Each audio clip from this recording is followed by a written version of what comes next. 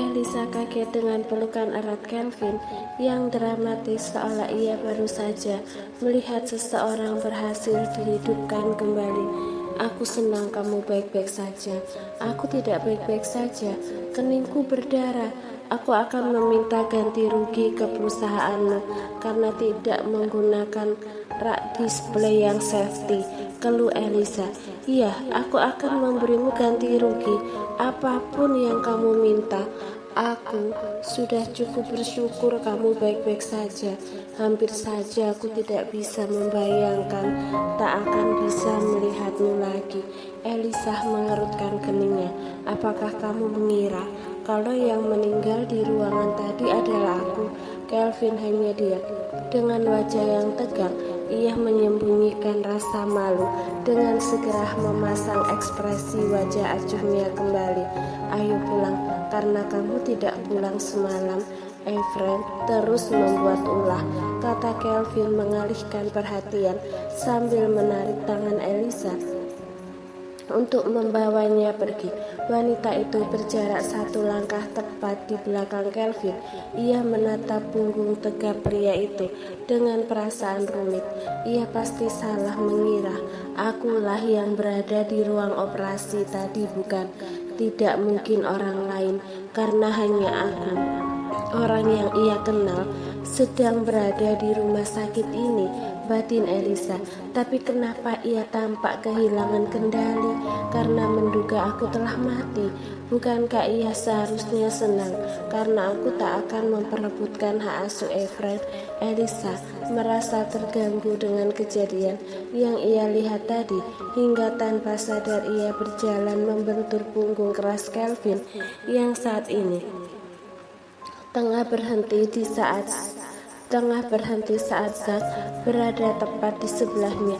Aduh, Elisa meringis kesakitan karena keningnya yang diperban terbentur oleh punggung Kelvin.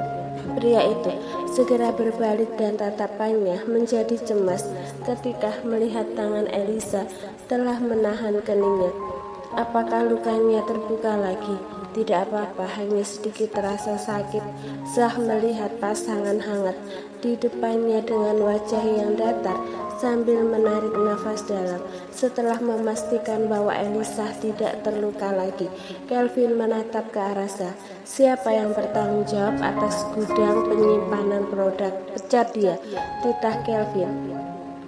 Sebelum Zah memberikan jawaban, tidak perlu sejauh itu. Ini hanya luka kecil. Aku hanya bercanda saat meminta tentang kompensasi tadi, terang Elisa. Baiklah, kalau begitu skor saja pegawai itu. Zah mengangguk saat sangat jarang ia mendengar bosnya mau menarik kembali apa yang telah menjadi keputusannya. Namun sepertinya kehadiran Elisa telah mengubah banyak hal pada bosnya. Baik bos. Beberapa saat kemudian Elisa merasakan tubuhnya menjadi ringan ketika Kelvin tiba-tiba menggendongnya. Elisa yang terkejut dengan gerakan tiba-tiba itu melingkarkan lengannya di leher Kelvin dengan wajah yang ketakutan setelah kehilangan gravitasi dari tubuhnya. Apa yang kamu lakukan? Membawamu pulang. Turunkan aku bisa berjalan sendiri. Lagi pula yang sakit hanya keningku dan bukan kakiku, protes Elisa yang merasa malu.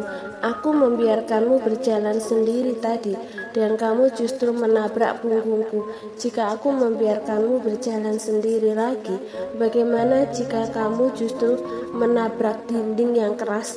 Elisa mengerut. Tapi ini memalukan. Aku berjanji akan lebih berhati-hati. Diamlah, ini tidak akan lama sampai kita masuk ke dalam mobil. Elisa yang malu membenamkan wajahnya ke arah dada Kelvin. Ia tahu pasti saat ini ada banyak orang di lobi dan ia tidak ingin melihat wajah penasaran mereka ketika menatapnya.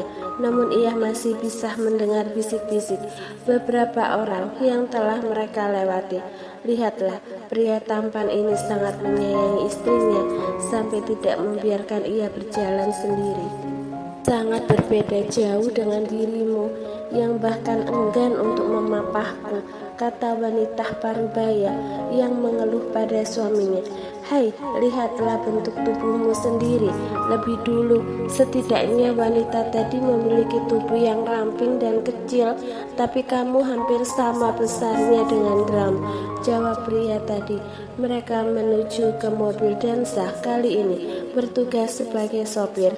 Selama dalam perjalanan, Kelvin terus melingkari pinggang Elisa dengan lengannya yang berat. Pria ini menjadi sangat lengket seperti perangko. Mari kita menikah, ajak Kelvin secara tiba-tiba. Elisa tercengang dan hampir tak mempercayai telinganya sendiri. Sementara Zach bahkan hampir menabrak mobil di depannya karena terkejut. Beruntung Kelvin bergerak cepat dengan menahan erat tubuh Elisa dalam pelukannya, jadi wanita itu tidak sampai terbentur. Apakah kamu lupa cara mengemudi? Tanya Kelvin dengan marah pada Zach. Maaf bos, ada mobil yang memotong jalan tiba-tiba, jawab Zach berbohong. Sebenarnya ia hilang konsentrasi setelah mendengarkan lamaran bosnya baru saja. Pria ini benci pernikahan, tapi kenapa ia tiba-tiba mengajak untuk menikah? Bahkan Zach tidak bisa mencerna apa yang ada dalam pikiran bosnya sekarang. Elisa juga heran. Ia bahkan menaruh telapak tangannya di kening Kelvin untuk memastikan pria ini tidak demam. Apa yang kamu lakukan? Tanya Kelvin sambil meraih telapak tangan Elisa. Aku khawatir kamu sakit, tapi ternyata suhu tubuhmu normal, jawab Elisa. Ia lalu menatap Zach. Sepertinya kita perlu kembali ke rumah sakit untuk melakukan CT scan kepala. Apakah kepalamu sakit? Tanya Kelvin sambil meraba kepala Elisa. Bukan kepalaku, tapi sepertinya kita perlu memeriksakan apakah kepalamu baik-baik saja. Zach secara refleks mengangguk setuju, namun gerakan itu segera membeku setelah bosnya memberikan tatapan membunuh padanya yang tampak dari kaca spion di atas kepalanya. Zach menelan ludahnya dan kembali mengemudi. Kepalaku baik-baik saja, kata Kelvin yang merasa gusar. Wajahnya menjadi panjang dan ditekuk dengan kesal. Ekspresi itu sangat mirip Efren ketika merajuk. Sementara itu Elisa sangat yakin ada yang salah dari kepala pria di sampingnya, apalagi jika itu disambungkan dengan tindakan aneh Kelvin saat mencaci dokter tadi. Perjalanan kembali sunyi untuk beberapa saat, namun itu tidak berlangsung lama. Jadi apakah kita bisa menikah? Elisa mengerutkan alisnya sambil menarik nafas dalam. Tidak, Kelvin mengerutkan keningnya mendengar penolakan itu. Kenapa? Apakah kamu berencana untuk menikah dengan Sahari? Tanya Kelvin dengan suara dingin yang menakutkan. Elisa merajut alisnya. Ia menatap Kelvin dengan mata menyipit. Akhirnya aku tahu, pasti alasanmu tiba-tiba mengajak menikah karena tidak ingin kalah dengan Sahari, bukan? Apakah menurutmu aku begitu takut kalau sampai mempertaruhkan pernikahan untuk hal semacam itu? Kelvin jengkel dengan kesimpulan Elisa. Jika hanya demi menang dari Sahari, maka ia yakin bisa mempertahankan Elisa di sisinya tanpa menikah. Lagi pula ia memiliki Efren sebagai senjata terakhirnya. Dia hanya perlu mengancam Elisa untuk menutupi aksesnya menemui Efren jika sampai ia menikah dengan pria lain. Kedua orang itu sampai di rumah dengan wajah cemberut masing-masing. Little Bear yang berlari menyambut mereka merasa kebingungan dengan ekspresi aneh kedua orang tuanya, namun fokusnya kemudian tertuju pada luka di kening Elisa.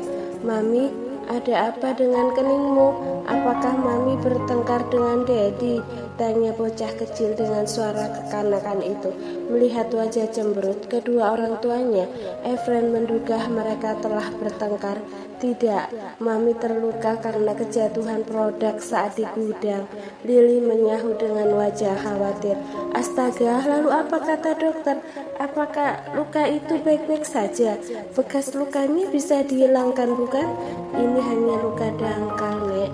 Kurasa akan baik-baik saja dalam beberapa hari. Lili merasa lega. Kamu harus memperhatikan lukanya dengan baik. Wajah adalah aset penting bagi wanita. Jangan sampai meninggalkan bekas luka. Elisa mengangguk. Terima kasih atas perhatiannya, Nek. Kelvin sementara itu pergi ke atas dengan wajah pokernya setelah lamaran pernikahan dirinya telah ditolak. Begitu sampai di kamar, ia segera melonggarkan dasinya dengan kesal. Ia lalu membuat pencarian di internet dan mengetik alasan wanita menolak lamaran seorang pria. Poin pertama yang Kelvin baca adalah karena wanita merasa pria tersebut tidak cukup mapan untuk kehidupan pernikahan. Aku cukup kaya hingga ia tidak perlu lagi memikirkan kekayaan 7 turunan kita nanti, gumam Kelvin. Ia juga membaca poin kedua yang mengatakan bahwa alasannya adalah wajah pria itu tidak cukup tampan. Tidak mungkin karena alasan ini. Aku adalah pria yang tampan, gumam Kelvin dengan percaya diri. Ia lalu membaca poin ketiga bahwa alasan wanita menolak pria adalah karena ia tidak menyukainya dan memiliki perasaan pada pria lain. Wajah Kelvin berubah menjadi badai membaca poin ketiga. Ia lalu keluar dari kamarnya. Yang bersamaan pada saat itu, Elisa baru saja sampai di lantai 2 dan akan masuk ke kamarnya. Apakah kamu menolak menikah karena memiliki perasaan pada Sahari? Elisa terjingkat. Ia memegang jantungnya yang hampir melompat karena terkejut mendengar perkataan Kelvin yang tiba-tiba setelah keluar dari kamarnya. Astaga, apakah kamu ingin membuatku mati karena serangan jantung? Tanya Elisa kesal. Sebenarnya ada apa yang terjadi denganmu hari ini? Apakah kamu salah minum obat? Sikap Kelvin begitu aneh seharian ini. Ia curiga pria ini memiliki 2 kepribadian.